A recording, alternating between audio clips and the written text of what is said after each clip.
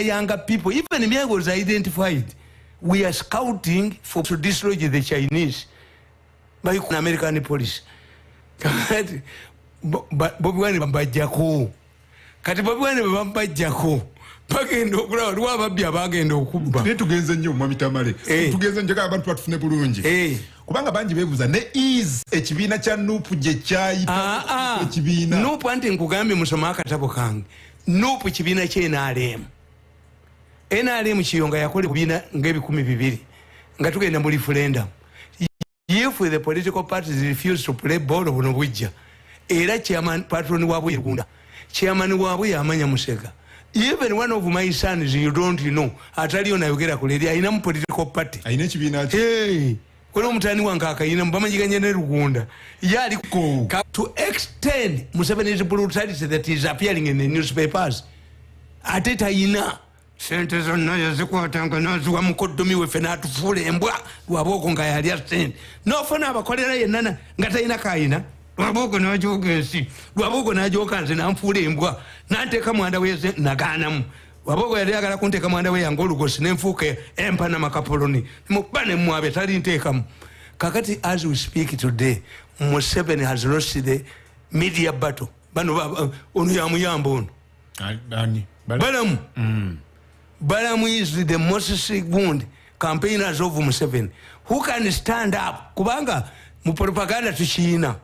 Nti omusajja akubuzabuza daga Mirundi naawe oyambala t-shirt yena eya yero. Omanyi nti oyinza ogijjamu talina kyagamba kirala. Naye gwe Mirundi tolaba. Omusajja alemeddwa. Era kati kye bakugamba olaba muhoozi. Asa abantu n'abatulugunya bwatyo nga tannakwata power ku muntu amuvumye obuvumi. But let me tell you, even Muhoozi doesn't have media. Naye tagirina. Musaina media. Let me ask. We have had torture chambers like Narufenya. Can anybody, for the survivors of Narufenya, tell us that there is some Muhoozi either at night or during the day? Visiting those torture centers. I've not heard of any. Can anybody tell us that by the time Kaka was in charge of Gundi, of safe houses, and was summoned to Parliament and Parliament refused, Eric Mwine was a minister. Did we have survivors of those Gundi safe houses implicating him was in anything? Why is it that when this man, the so-called Lukira Basajja monitor, shameless media, but abakazi, enkumi nyambitano abana bafa abawala, bamalanga kubeba saka abasajja 10, bajjo sente zaabwe ezabatutte. 4,500 Ugandan girls were killed in India alone. People testifying on Zoom. A team of your medical doctors led by Webuya and Weyomba from Mulago were detained in Hague for involvement. A former minister and a minister, serving a minister in Museveni's government, and a powerful man are testifying on Zoom in Serena. Why doesn't he monitor? Kazimba, Archbishop. So you're saying why can't they pick interest? Yes, because torture means the man is alive. Torture means you are alive. But killing of Ugandans, why is it that monitor, the so-called independent monitor, has not mentioned anything about organs? And they concentrate on human rights. And let me tell you, can you tell me, I rely on this man. This man, Lukira Basajja, became important because he implicated Muhoozi. Let me ask, where was he tortured? The man says military intelligence. Yes. Don't we know the command of military intelligence at that time? We know. Has the monitor and his allies talked about Kandiho? No. They said that after military intelligence, the man was taken to Makindi. Why are we not seeing the Makindi man explaining? Why are we not seeing Kandiko explaining whether the man was there or not? They bonamu ebali.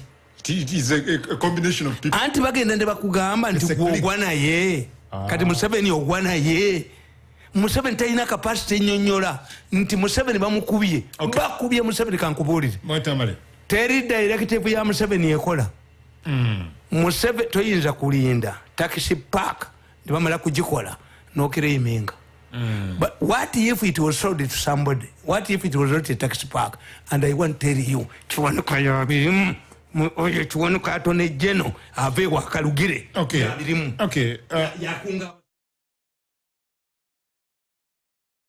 Museveni you live at Chiwanuka, you live Saddam.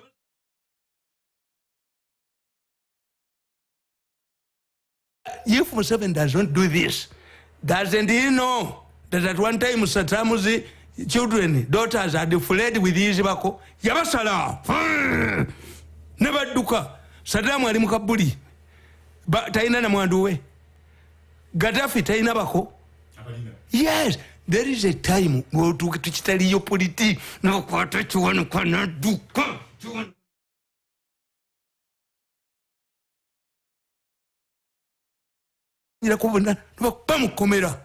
Because at one time Museveni will go alone. Well, Mugabe tebaliyo. Waliwo ono Maucha ita shadow state. Agamba yekozesa Kyagulanyi ne NUP. Shadow state. Andi nkubuulire. Yerijo yogerako na. Ate ne Kyagulanyi bamuyingiddemu. Olaba batusenoga nti Natasha abeere candidate nembaweereza message. Towulidde nga bagambye nti Mirundi yatuweereza message. Mpulidde mu katambi. Yes. Ne bagambye Natasha tukube muhozi Natasha gye. Natasha, I sent them a message. Never going to Musaga. Because the person you select must be marketed. Never in Jukula go on, message never waited. To get into Mirundi at where's a message. Never living camp watching, and never was stupid. Mumuta could Natasha, a woman cannot. Ne Ogumukwan, Kakati, but Yam 7. Ba yeba musadaka da omanyika akati kwe kyenkubulira Museveni takyalina directive gyakola. Museveni yakanti ababoda boda baddewa ne conditional bali omunsi eyamuga nti yatta nebanda naga nti nga bakebereddwa emitwe asooka kukeberebwa naye pilot takeberwa mutwe owamajavuga tanka asobola gitwala entebe takeberwa mutwe pilot takeberwa mutwe owatakisa w'abantu 14 takeberwa mutwe aw'abantu 7 takeberwa mutwe ekyo nekifa. Museveni has not given any directive nekola. Why? Anti bagala omulaga nti izi takyasobola akasajja tokawulidde naye kati ye president bino tabiraba takyalina kubanga bw'owa directive nga president anti nkubuulire neetakola wano watugamba mwami Tamale president yalagira bakuwe sente biliyoni 3 naye no tozifuna biliyoni 5 atambula nazo yazitutte wafene muhozi n'azimugobya ejjoogo lyonna luyabwogolo nerimugwa mu mutwe. Return the money to the president. Era mu meeting bagambye ti akasajja kaganye sente nyinza okuba ennyondo lwabwoga azizeeyo yali akwata zaaki mbwanfukamize atwale muhozi mbwampite muhozi yamugambye nga ndaba. I was watching them. Muhozi told this man Lwabogo, me I don't know Mirundi, I've never talked to him. Lwabogo namuga, how come that you initiated the current cooperation between Mirundi and Gundi Balam nagamba bebasetungira ebintu yabwenze sibimanyi. Why don't you help me? Naye nga bamaze okutuula ne Mwenda nga bapaakinze ku luguudo bwe bati nga bagamba okufa n'obutanyo gwa Muhoozi tasobola kufuuka president. Limiteriyo Muhoozi Museveni Muhoozi ayina omukuuma n'ono Gundi Bobi Wine bateekayo Twitter era bagambye according to his Twitters, I sent them a message. Twitters can be done by somebody. Anybody. Why ekitegeeza be babikola. Era kati olabye nti obusajja bw'omuntu bwakomezaawo ebyekongo kuba ali Kongo. Muhoozi bwe yanegotiating a deal ne President Kagame bakubulyako ekiri ku border kati buno bufekete zino embwa za BWINO musale. Can you send there 2 people? Katika nkubira akatambi nga yakavaayo owulire nsi Lwabogo byayogera.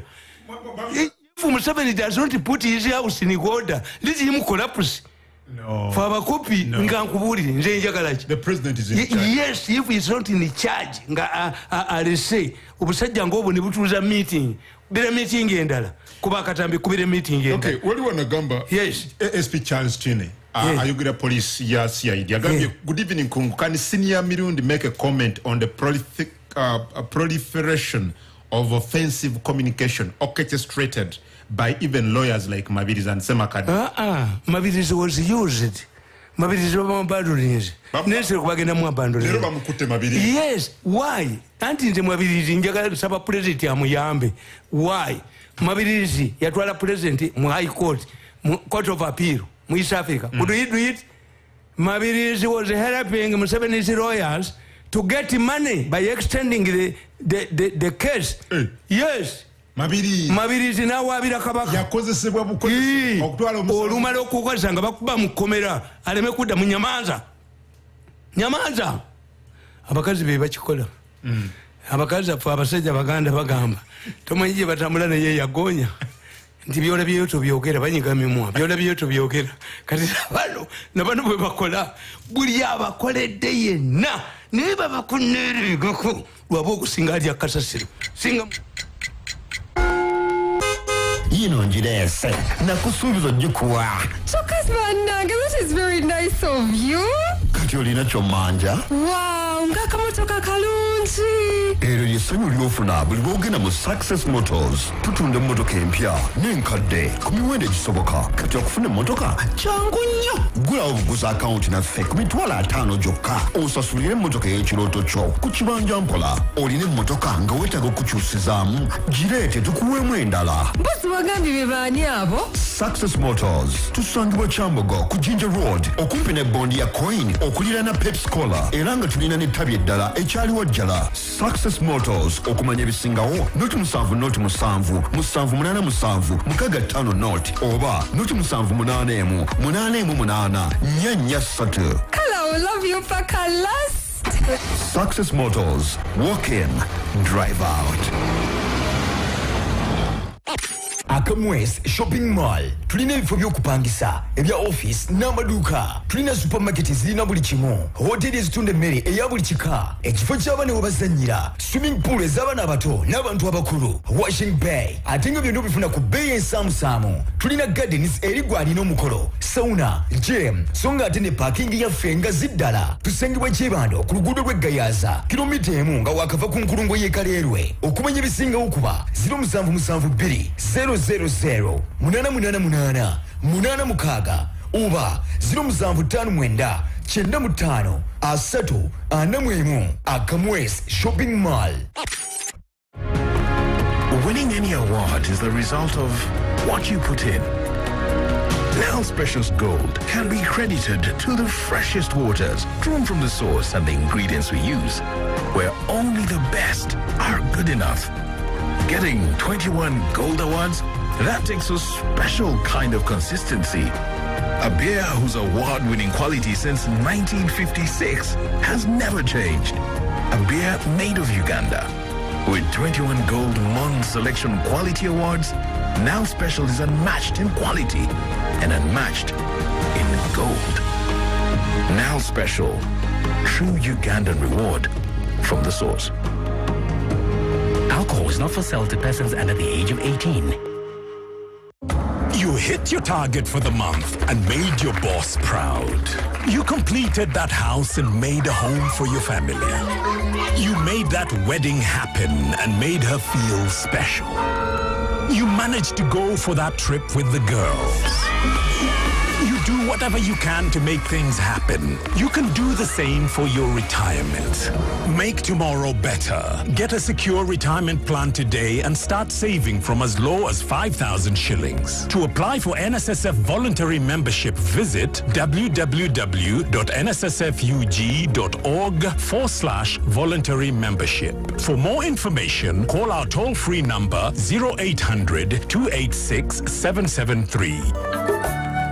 NSSF, a better life.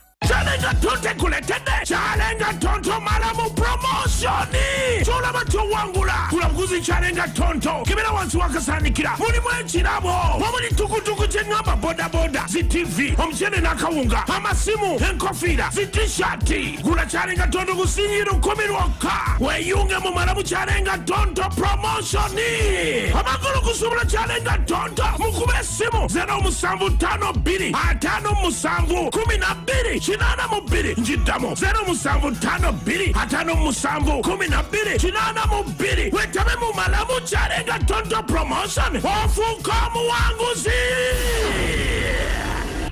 kudozo nakola tuzimbyeyo ne airport twetegekera mafuta omwana wa Amos Kaguta bwe muba mulowooza nti asobola okutta obuyinza abuwa omuntu gw'ataliiko shuwa nga ettondo ly'otufuta terinava mu ttaka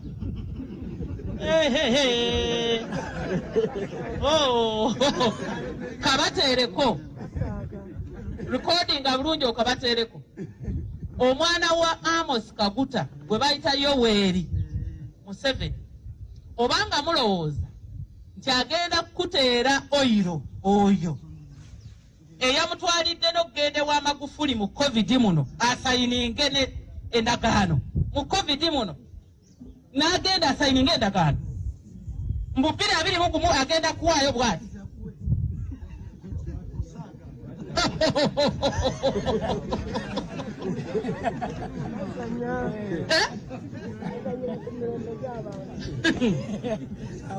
awani awe besije Bobi Wine mukisha muntu bana tuve mu byokusa je muswala na Uganda babinyo tuba na Uganda tuwe bakanga nabo ku side yemu bana Uganda bakyuka nnyo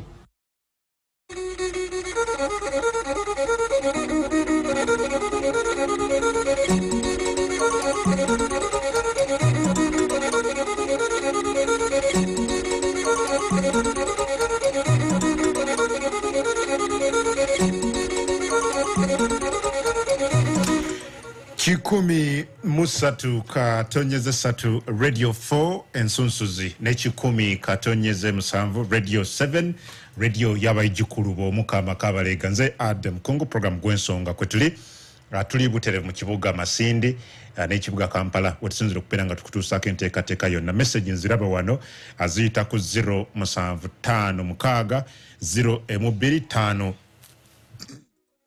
505 kuboyita oberengo yogera naffe buterevu nnyo naye nga njagala kujjukiza akamwesi shopping mall esangibwa wano kilomita emu yokka okuva ku Kaleerwe roundabout eri Kyebando ku luguudo lw'Eggayaza bakutegeeza muganda wange nti bayina space for rent gwayagala okurentinga okuteekawo offices amaduuka bayina modern and well equipped supermarkets ayagala okuteekawo restaurants ez'omulembe zonna weeziri bayina a kids park swimming pool ez'abaana n'abantu abakulu washing bay ate nga akasente katono ddala bayina gardens mwosobola okukolera buli mukolo gwonna bayina sauna bayina gym akamwesi shopping mall njagala kubeera nga mbakuzigirira bakubireko katikati okufuna services zaabwe 077008886 oba 0759493 ojja kubeera nga obafuna bulungi nnyo mu mbeera yemu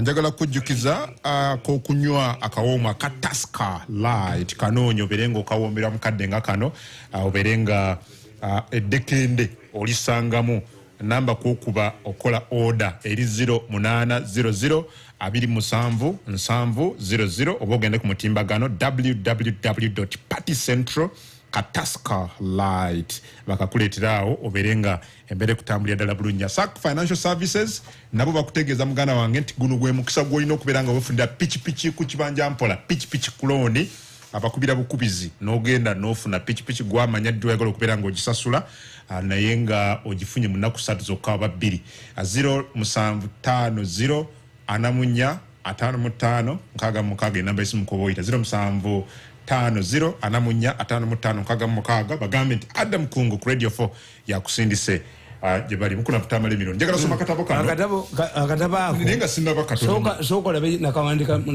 2013 bali batwala Bugirimana nkalabu wano yes nakawandika 2013 March 2013 nganze mazi nene yenga sinaba katono ni mwamitama lugenda katabo yes mudakike mu babbi nsaba mpe comment ku terminating a contract yabadde CEO wa Uganda Airlines never top officials abala 12 bali baba suspending amugwo you see let me tell you nze sikola kintu nga simaze kuboza there were allegations of corruption we bali bakitandika bakibiramu nnyo era as I always tell you the first freight container to be carried out of organs to be carried out to Mombasa headquarters of the killers, it was taken in Uganda Airlines. Kakati Uganda Airlines nababuuza, may I ask, nga zino sente zemulaba zemutadde ku byalo as a parish development mukazi wabwe aba yavaamu olubuto luli, you must find out yalina Buguma byali bizimba byali ki. Why doesn't the government sit down and evaluate why did it fail on farmers rural farmers scheme? Why have wound your livelihood failed? Bugirimana bwe yali etambula tumwebaze sanya ko buli bwekabeera kanyaga bunyazi bakali jabali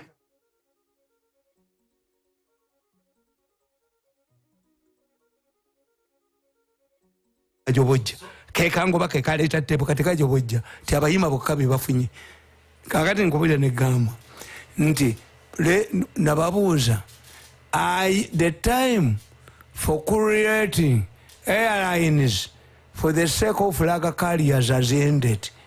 Why do you put up an airline when even strong ones everywhere ziri mu trouble, they are magic bali bagala kubba sente era bomanyi abasoboze batuwaliste bali nyakigali ne balimba musoto twapapa okomya Uganda Airlines kakati kankoboza ati nalungo bamugoba batya maka nalongo eyalimisa bwakise yaleeta ennyonyi waali olumala okukozesa nga bannannyini nsi bakugoba bwe munakitegeera ekyo ndaba nsereka aleeta etteeka ly'obusiru nze nsereka omwana wamwenyina sijja kumulumba naye enswera etegeera omulambo n'omulamu yali kati Kabuleeta amuvumye bangambye abadde ku ADM no anti Kabuleeta amuvumye no walabanya nsereko ku tteeka yes it is not needed kakati bano bwe batuukamu nga sente bazibye nabagamba tennyonyi ya Uganda Airlines ne bwe yabeerangamu abantu abasatu nga bagula essowaani 67 ez'emmere amagenda n'amadda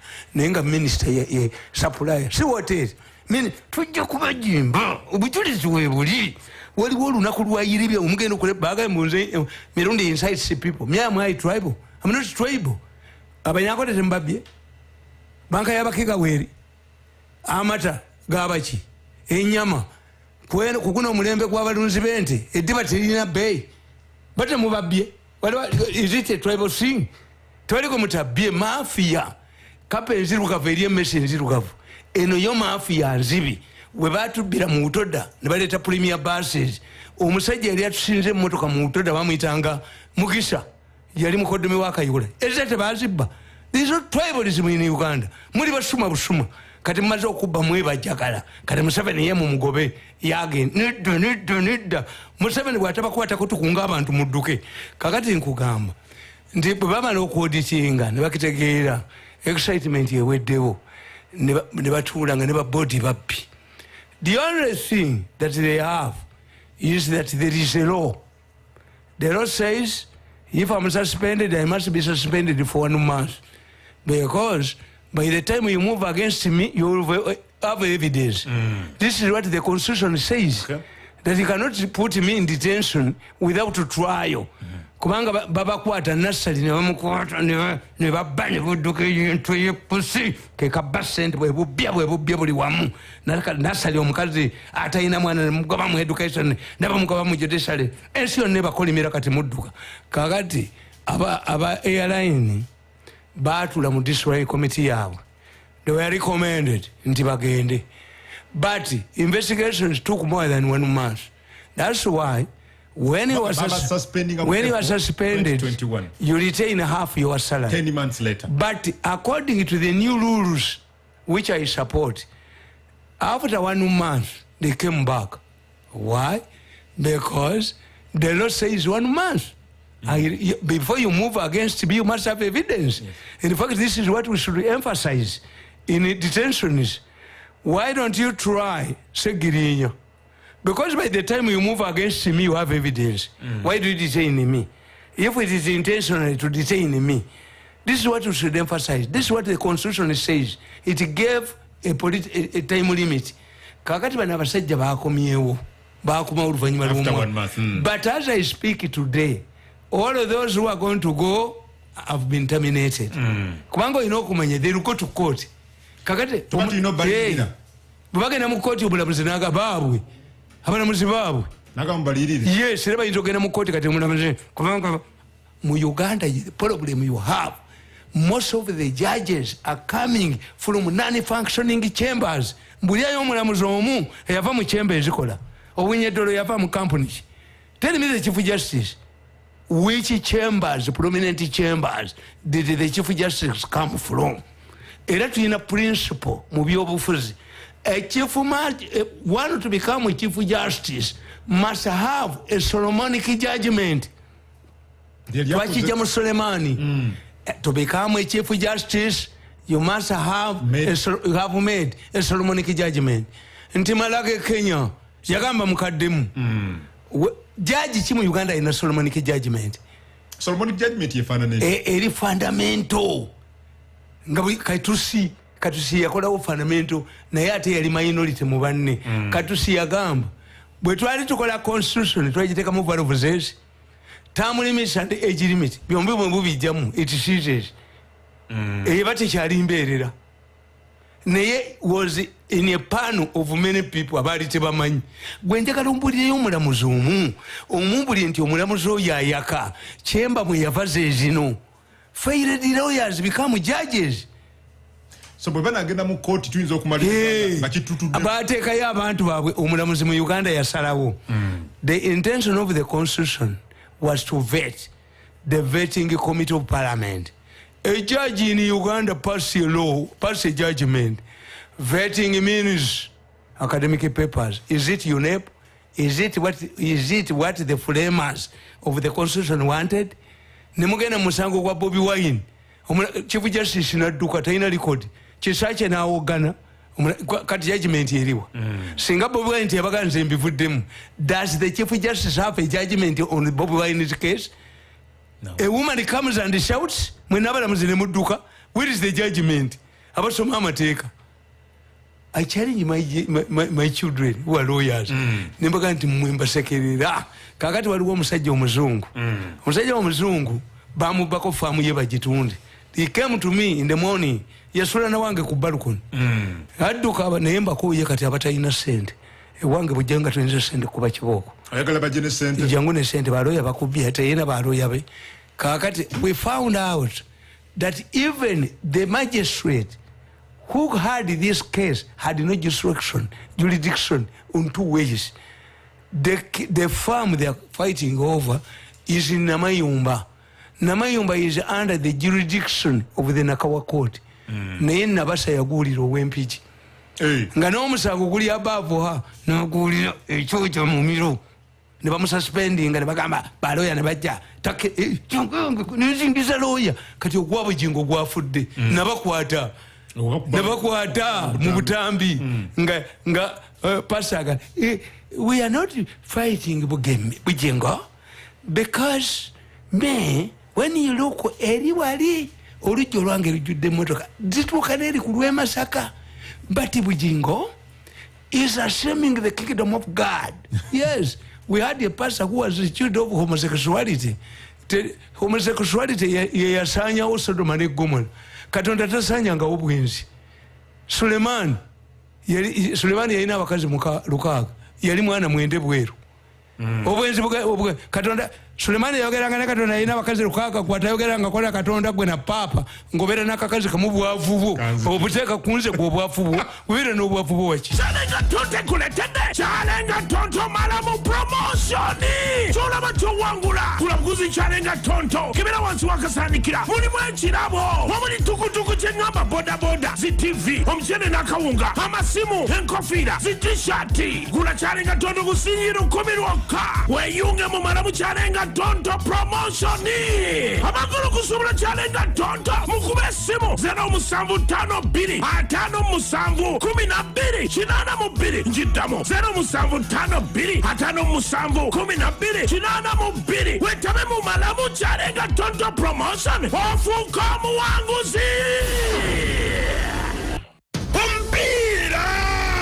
Omupira Empaka zompira zakamaliza zabasa za kapu Zakumela ungenda kuzomwezi 5 March Au St. Mary's Stadium Ekitende Chakutokota na budwe fafakara ne buwekura Okuzula kani champion Hani nantamegwa Okuingira shinze mitwale 2 VIP mitwale 5 Na okota nebule mezi Bebajo kusoka mu losers final Olo tuzeko budu na buwekura Echibanyi chigwa na mevu bwebwa Atogo mwaka guno gwanja ulo Anti saba sajja kabaka asimi ukwabika kege obuganda Kumupira guno Jangu wa giresa zario Jangu wa kusala kudawuni Wetu wareko waweru Bukera bukezi Engoma amakondere Vuvuzera Ebafu Esafuria Kubebi jiko Ensasi Tuagara vaipu Kamuleta Masigiri Masasa kampanya chitende St. Mary's Stadium Na 5 March Budwa bingana na buwekura Bitege kedwa Twisted Defense Limited Oro nebi wagirwa Obwakabaka bwa Buganda Unite Majestic Brands Centenary Bank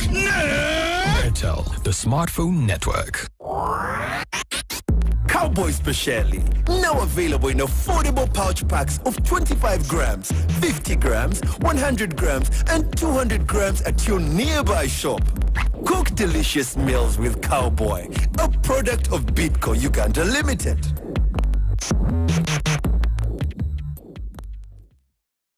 You want to know why Fanta goes really great with snacks? Because just like Fanta, snacking is colorful. You don't need to follow any rules to snack. No glasses or cutlery or even a table. You can snack absolutely anywhere. Snacking is comfy and playful. Snacking is a tasty treat. Just like Fanta. So make snacking colorful and snack with Fanta.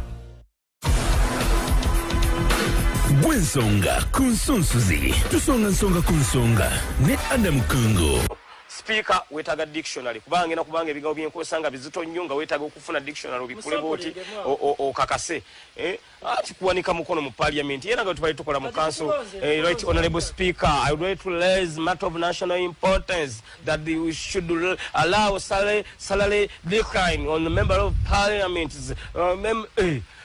so jakubula nawe kati wala botanso okuyomba segenya ngato oluzungu ali mu accent ya gundi American accent ndi muzibu nnyo muganda wanga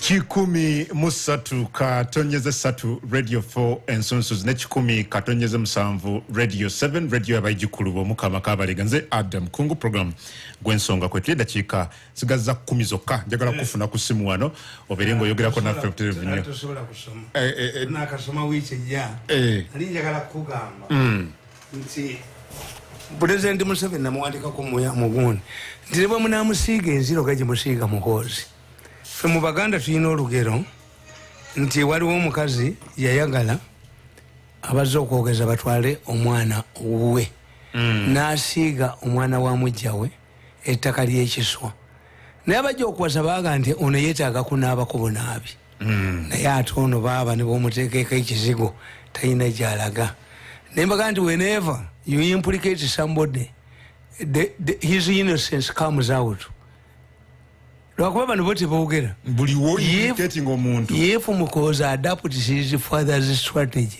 of keeping quiet mukoza must have a team of competent people Museveni tekyasobola kwasembulinga tiimu ya lwago sente zonnayo abadde talina gwajja kukola naye kati gwekikuwewunyisa kankikubuulire Museveni yalagidde abantu bonna abamubanja mu kalwa akawedde mu kwaya asirisi they are compiling lists. Abantu bonna kati bonna basiise ne ku secretariat. Mukwaya is quiet. How would these people know? Tinange sente zange muzitaddemu. Ezango zizanyiramu. Muyingiza tulera. You wait. If anybody messes up with him, high money, nja muyingiza tulera. Jogo kubba kuta.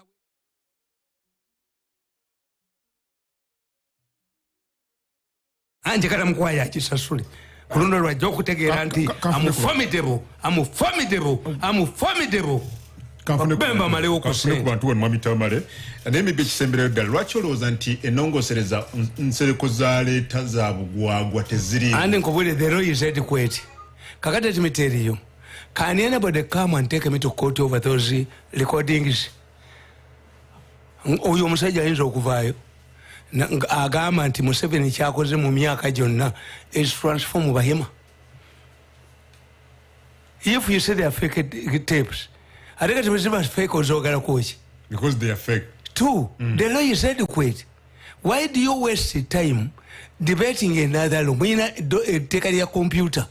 Mwina the Media Act. Now you get the necessary. Tamale abudde. Where you get the nai? Tamale abudde. Sinza kubeera nkulunga B. Nkulunga B okimanyi? Sinza kubeera nkulunga B. This is how we lose our people. Even if Sereko has good motives, do you know what the process of enacting here? You bring a bill. The government must accept it to meet the cost. They give you a certificate of liability. Why should the government be interested to tell you how many laws, bills has the government accepted to give license to meet the costs? Two, even if Sereko brings a bill must be amended. It can be amended from, but it will remain in Sereko's bill. It can be amended and be diverted to something else. Okay. Let me tell you, Adebo was confronted, the late Adebo was confronted by investors. Many investors fear to come to Uganda. Why? You have so many holidays. In a trade union, a resting day and a public holiday is paid differently. You force the workers to come. Kakati Uganda bwojibala in a public holidays nyingi. So therefore, Adebo brought a motion in the parliament to reduce the public holidays. You know what happened? They added the Catholics you added in June 3rd, and the Muslims added in Eid Adha. Instead of reducing the days, they increased. How can you tell me that this bill will remain? This is not photocopying. The bill will go to parliament. It can be amended. It can be taken over. Tombulira teri musajja ateka kamaso kutalinya mu bacha nyanja. Abala kachi. Abana kamaso kutali gundi bakiteka. Let me tell you, government wasted a lot of money in 1995. Journalism was recognized as a profession.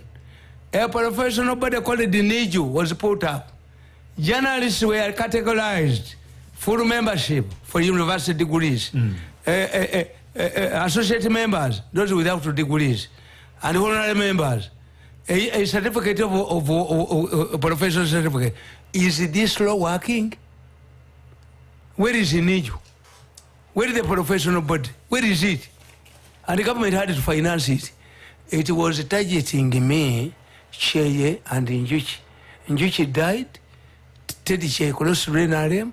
I went to the university and upgraded my education, and I became a full member. According to the law, that law, a media institution like this one must be headed by a graduate. But if that graduate goes, until you get a graduate, another graduate, approved by Indiju, the radio remains silent. If they withdraw a certificate from you, then you don't operate. It was sponsored by monitor people. The monitors, yes, reducing, fighting Wija, the electoral college.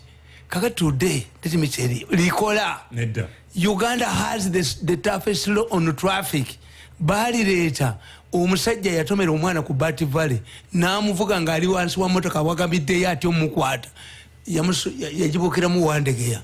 Parliament enacted the toughest law in Africa. Is it working? Has it reduced wound traffic? What about the sectarian law? Okusosola ani atagala muita kabirayi. Is it working? The issue is that this is a global village. Okay. In a global village, you must know. Tebagala kwogerwako, tebalaba mukamwa. Kati bali wozantinze. Nobody can challenge me. These tapes, I have video clips. This meeting, they met at Serena.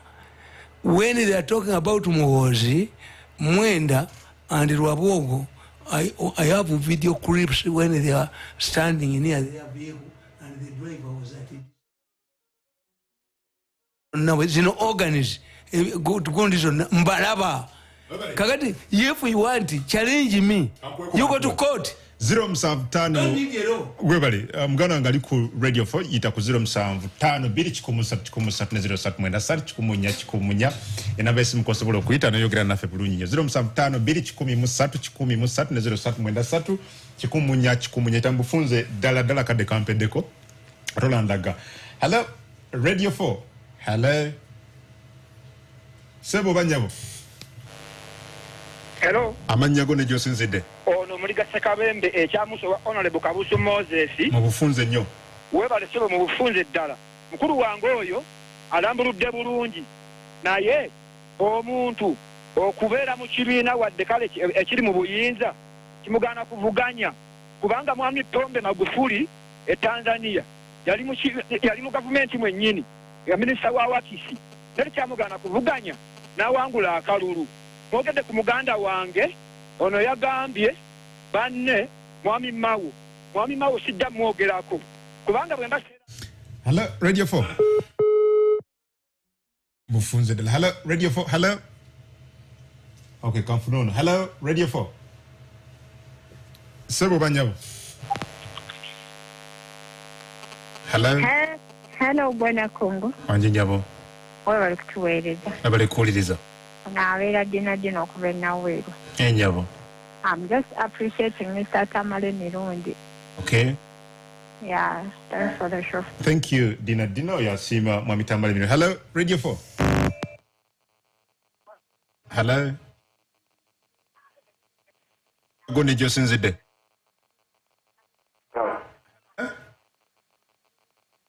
Okay, good to you. Get hello. Adamu Kungu. Anjisebo. Ola tuweleza tata. Abale kuuliriza. Kwa tutumide. Abale. Zitaka ya gemanya. Ndikijaga fuya kaga mzinga zitete. Ola tuwetera mukungu wetamale mirundi. Wana yoga wetomagani wana watade ya tukalita ya zone ya ofizi. Abale nyo kaya ali kukizinga gambye kwagalanya. Hello. Adamu Kungu. Anjisebo. Abale kuweleze gwa. Abale kuuliriza. Maganda la chife kasema kataka zimeperezayo sivyo kale maganda asima. Hello radio 4. Okay hello radio 4. Consensus. Hello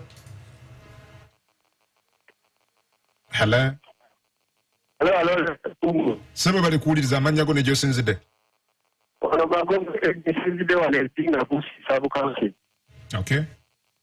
Neba Tomale Tamale Mirundi oyo. Olw'okunkondera abaami abo kumutwe era Tamale Mirundi baakwatire ddala abantu basojjole kuba beeyita ki mu gavumenti eno.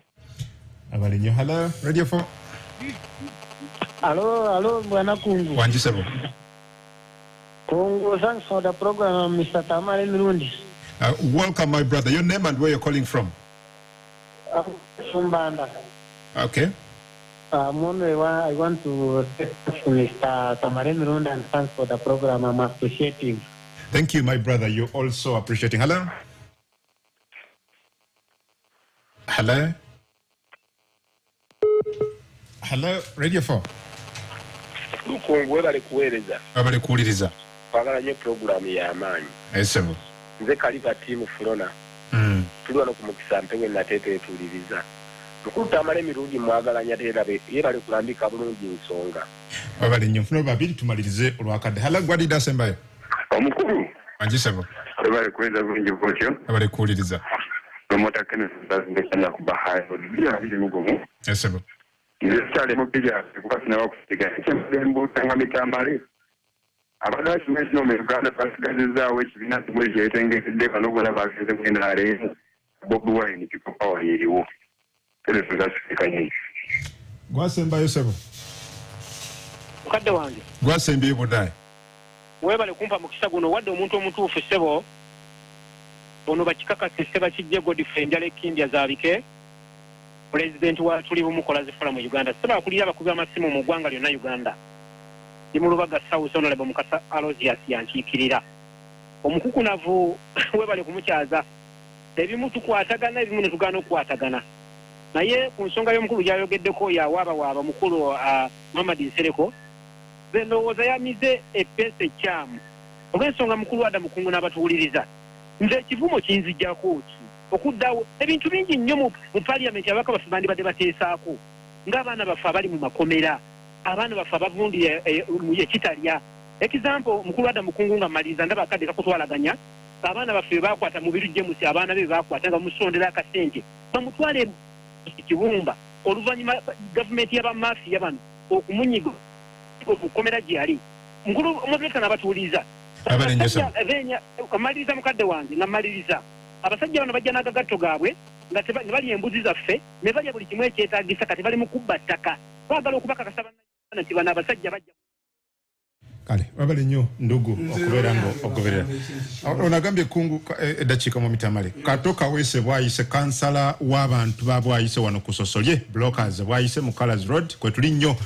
bambi mabirizi wange onagambye Kungu webale Sendawula Mbuya ntumbudde ndi wano ku Mbuya 2 complex n'abasuubuzi era kwe tuli nnyo ku gw'ensonga Mwami Sendawula bwagambye Kungu, it seems Mirundi is not good in keeping secrets. I wonder how those people trust him with their secrets. Ryan from Nsambya onagambye Kungu nze ambassador w'abakiga kwendi ngoberera good evening Mr. Kungu, good evening, I'm Ben from Pata. Mr. Tamale mwagala nnyo musajja mugezi ate wa mazima Kungu webali kuweereza ne mukulu Tamale mundabire mwagala nnyo nze Shafik Magaya Eseta namuganga Mirundi yebale akulabisa ba mafia onagambye Kungu webali kuweereza kwe tuli ku nsunsuzi ndi Kasanda.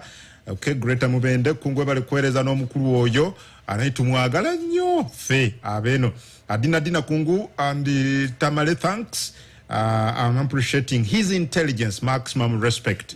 Oyo bwagambye wanagambye nze Asumani wanebwikwe mukulu yebale kusunsula nsonga atubulire tumanye emikutu gyabeerako buli lunaku tuongere okumugoberera ono nagamba Kungu webale kuweereza nze omugagga Saulembe Nabweru omukuku na Tamale Mirundi mwagala nnyo bali kukuba ba mafia gwanga lino limwetaaga mbuuza Tamale Mirundi ddala akyali wa NRM ku bigambo byayogera nze maze emyaka 2 nga nsaba General Museveni angulye tax ateri kanyego yadde ye Salongo Dinana Museveni aliruzira akunguze Matovu John Bosco Kosovo wabula buli muntu yandisaanidde okuwuliriza ebigambo bya Mwami Tamale kuba binyuvu okamala Kungu nze Salim ya Mwami Salim agambye Kungu jebaleko mugana wange mbuliza Mwami Tamale nti naye akimanyi nti alina influence nene ku Nuupu arrogance amwebaza omulimu omunene gwakola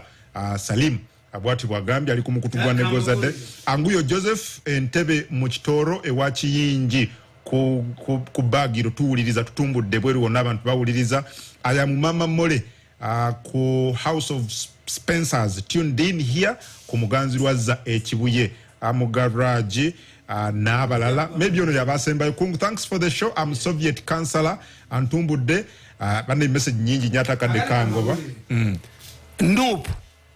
Even the president knows those who put up Nope. At one time we summoned them in the State House and ordered them to apologize for setting up Nope in their own handwriting, and they did. Come again?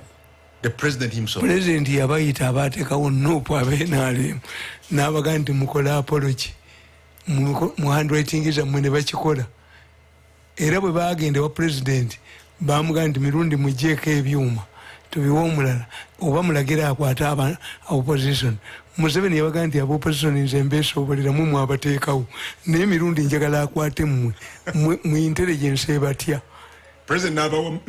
Museveni knows who created the NUP. My quarrel with him that he would not have sacked Rwakojo because Rwakojo went with a lot of Mumanga Malabari Semutte. Yes. Era the removal of Rwakojo gave way to the whole of Buganda. But Papa forming Angakobo Ebert. Kubanga Rwakojo is a human being. He knows that Museveni will never entrust him with any responsibility. He wanted these people to win, and his wife is one of the committee members, commissioners. Yes. Kati nkugambye elia asubira nti Museveni ali mu omulimu omulala. Kubanga ate Museveni tiyali kubirwa Rwakojo yekka. Where was his intelligence when NUP was registered? Omulamuzi lwaki abanupu omanyi nti abanupu bwe besimbanga ubakola akamyufu nga kasente. You had to pay 50%. 50% yani yajibawo. Lwaki abanupu bakola nominations ng'omusango tekundava mu kooti? How did they know? The key players abeenalimu abali bataddewo NUP nabagamba nti NUP eringa gonya eryato kasaligwa mu nnyanja nemugwa mu nnyanja wegendezanga ebintu bibiri. If your boat capsizes and you see something that running very fast is not a rescue boat, it's a crocodile. And the crocodiles are not in the habit of rescuing people. Another thing you should observe, when you see something that appears to be a rock, first find out, is it a real rock or a hippo's back? Kati mwamuduka, numuva mudipi, nemuyingira NUP, chechimu, muri kumugongo kwa gonya. Bana abali mu government ebintu ebyo because my concern eriemu. Kinuma nnyo okulaba Museveni abantu baweweese. Obwana obwo bwajja bwavu nnyo. Bugagga bukozesi hoteli bukoze eki. Fe abakoledde Museveni talina kyatuwadde. They are plotting. Chairman omumanyi gwe. Gwe mpulidde mu Katambi. Ng'akiralifayinga nga muganda oti gundi. Omumanyi obugagga bwalina. Oyayogedde omumanyi.